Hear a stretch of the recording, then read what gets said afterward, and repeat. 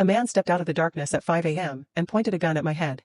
This isn't a supernatural story, but it's one of the most disturbing and surreal experiences of my life. A few years ago, early in the morning around 5 a.m., I was walking to my bus stop while eating a banana. It was dark, misty, and quiet.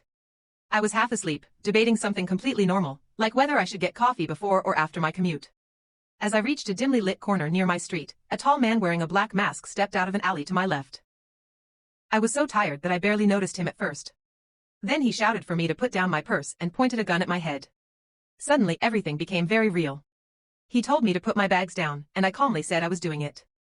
He ordered me to walk toward him, into the alley, and to get on the ground. My heart was racing, my hands were still sticky from the banana, and all I could think was that I needed to survive. I kept talking, trying to stay calm. I told him my stuff was on the ground and that he could just take it.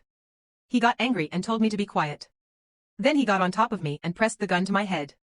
At this point, it's important to mention that I was dressed in baggy clothes, hat, jacket, loose pants, because I was heading to coach a high school practice. I looked more like a teenage boy than anything else. But then he paused. I can't explain how I knew, but I felt it. He realized I was a woman.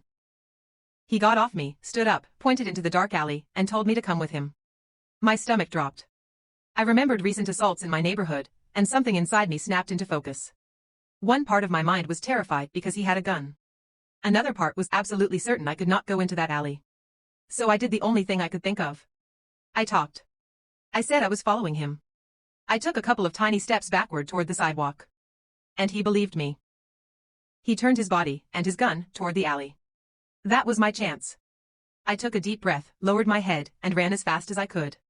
I sprinted for 6 or 7 blocks, screaming without even realizing it was my own voice. Eventually, I circled back to my apartment, hoping he hadn't followed me or seen where I lived. When the police checked the area later, he was gone.